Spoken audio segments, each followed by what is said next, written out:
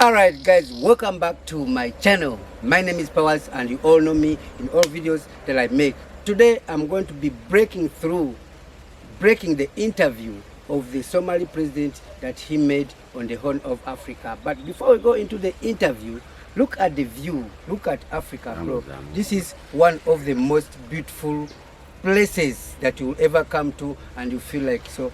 Anybody who is trying to fight for this land, anybody who is trying to fight for this cause is my friend, is my person. So I have to come here and talk about some few things. You know, there are so many things that are happening in Africa that can't be explained, but people like us, we are ready to explain to those people. So let's go into the video, and if you're new to my channel, guys, hit the like button and subscribe. I lost so many channels, 2 channels actually, so I'm trying to build up my channel back, and I'll bring back my vlogs to you. So many videos that I used to make back in the days I traveled, but I'll bring back to you until let's make this channel to 10k and watch the video until end, because there's a lot of important message that you're going to get into this video. Like I said, I'm going to break this interview to you by including the history and telling you what actually brings to this pressure right now in the Horn of Africa and Africa as well.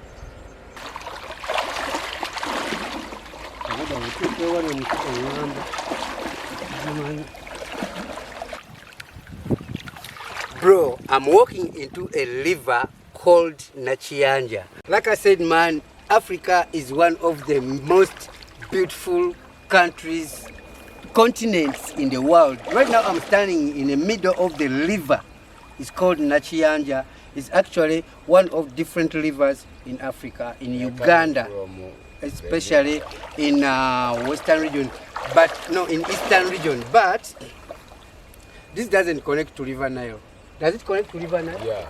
Yeah, he said it connects to River Nile. So I'm gonna give the history of Africa in this place. It's the most beautiful place that I choose. Like I said, I can't sit in my studio and try to tell you the history when the history is right behind me. So, a little bit of Eritrean history. Eritrea was one of the countries that was colonized by many colonizers. Reason is, it's one of the most, like, it's beautiful. It's located in the most beautiful location on the Red Sea. Imagine the Red Sea. Eritrea is in the top of the sea level, one of the countries that when you are in Eritrea, in Asmara, you are on the top of the mountain. When you go to the Red Sea, you have to slope down to the country. So during the colonization time, so many colonizers were actually interested in this place. Reason is, there was trade, especially slave trade. Bro! You are in the river. Don't do that. So after the Ottoman Empire, the Egyptian came in, the Italians came in, the British came in. But guess what? All people were focusing on the same thing, the coast.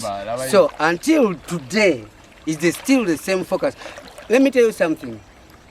There is a news that going on, the rumors that going on, that the Middle East, in this situation, the Middle East trying to build the beautiful Dubai in the Red Sea. So this is being the facility.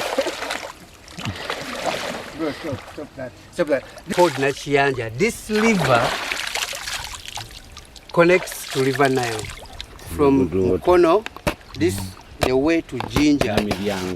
You know, this Jinja side, that's, you know, this is the place, the source of River Nile. So this water connects Bukasa up to Jinja. I won't say more, but if you know what I'm saying, you know what I'm saying. So I'm standing at the source of the water.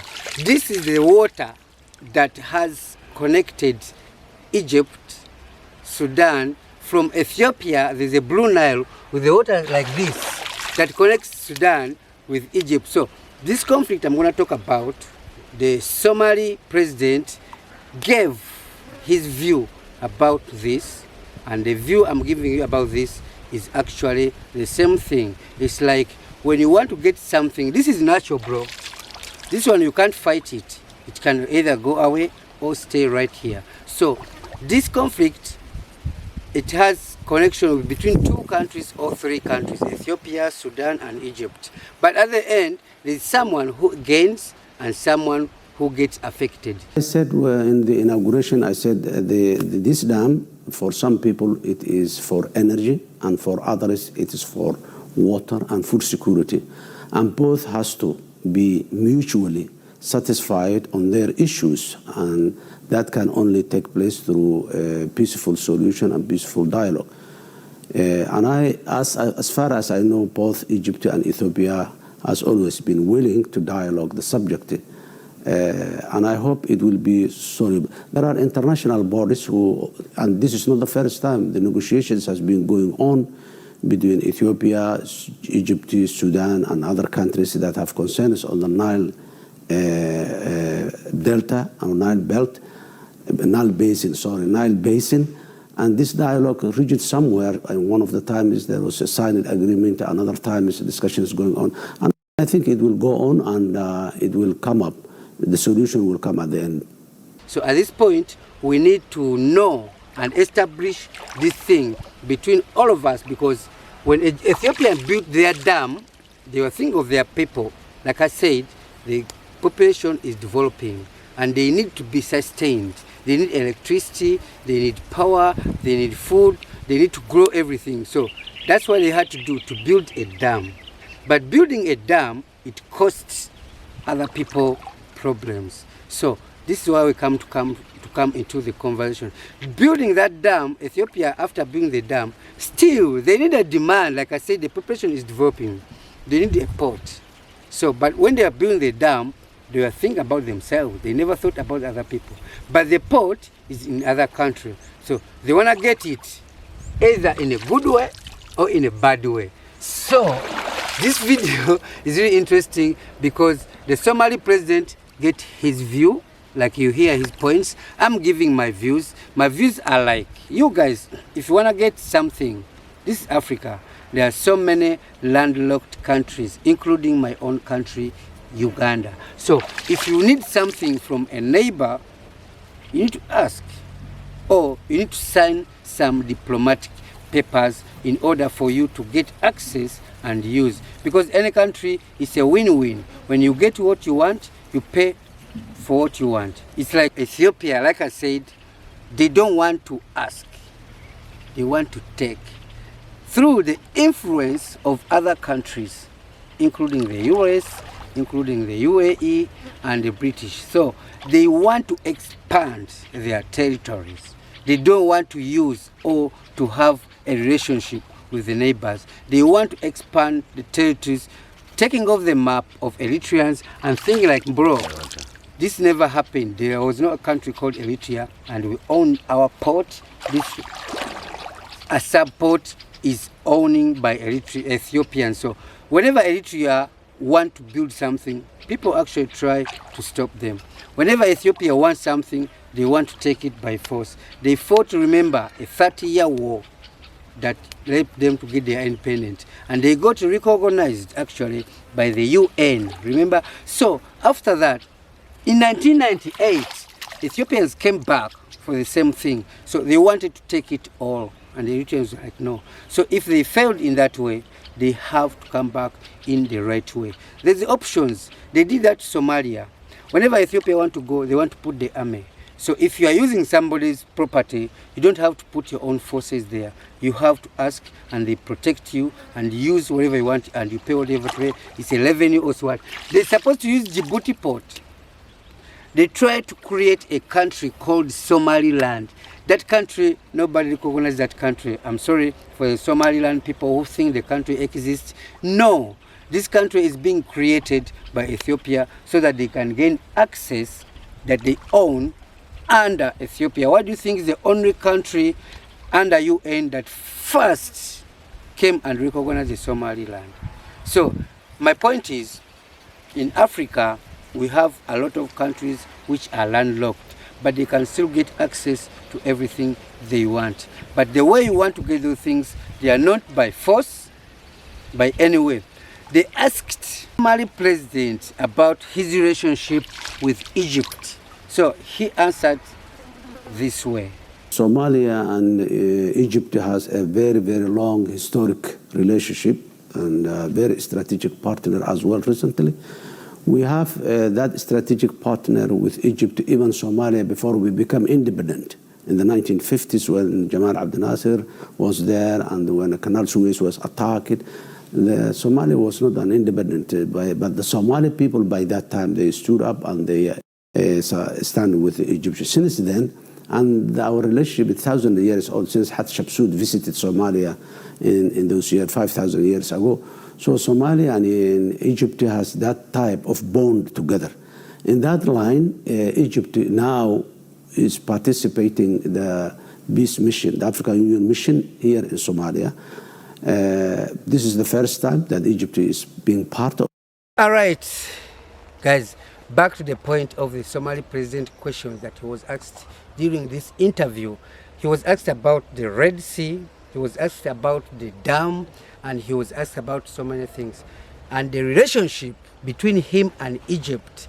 In this point, he mentioned there's a longer relationship that has been around between Somalia and Egypt, including Turkey. So that can't be broken because of the conflicts that are going on. Ethiopia is working with Egypt. He has a conflict. Ethiopia has a conflict with Egypt because of the dam.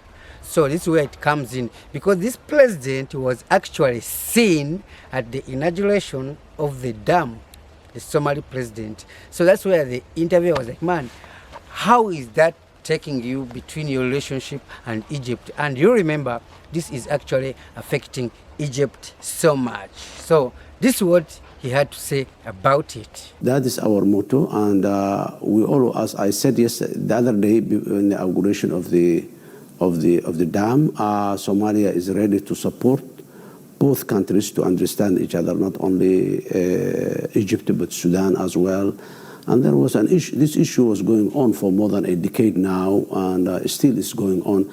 And I think it will have a positive solution will come. And the issue we raised it with the Prime Minister of Ethiopia as well, and he promised that he will be sitting with anybody with everybody who has a concern about the dam and its water.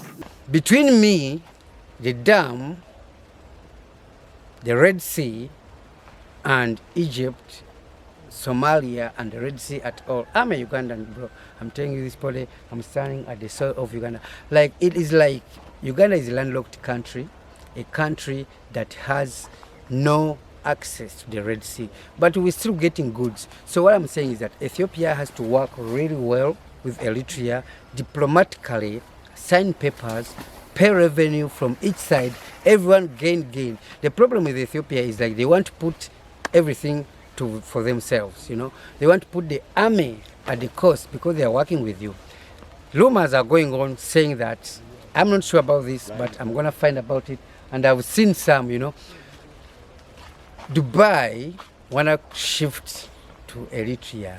UAE want to build a new Dubai into Eritrea, and they want to make this country like new Dubai of Africa. But remember, Eritrea, like I said, was one of the countries that had the best development in Africa because of a long colonization between different countries and building everyone. Until you go there today, the architecture is still there.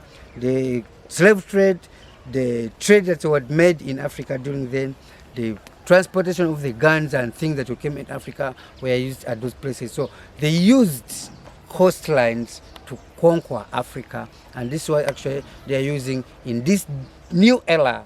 They're developing Africa, invest money in you, you take on your neighbors, and you become a puppet. That's what I'm saying Ethiopia is. Ethiopia just want to expand themselves and put Eritrea out of the map.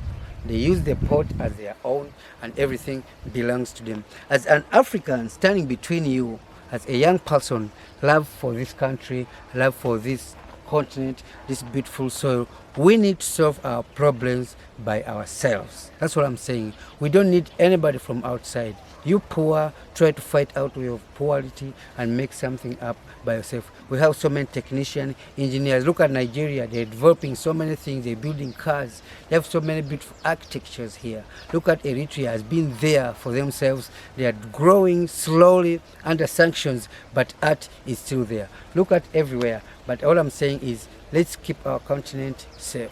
Let's not bring back the colonizers back to our countries and all back to our continent. Look at Libya now. Are you happy where Libya is right now?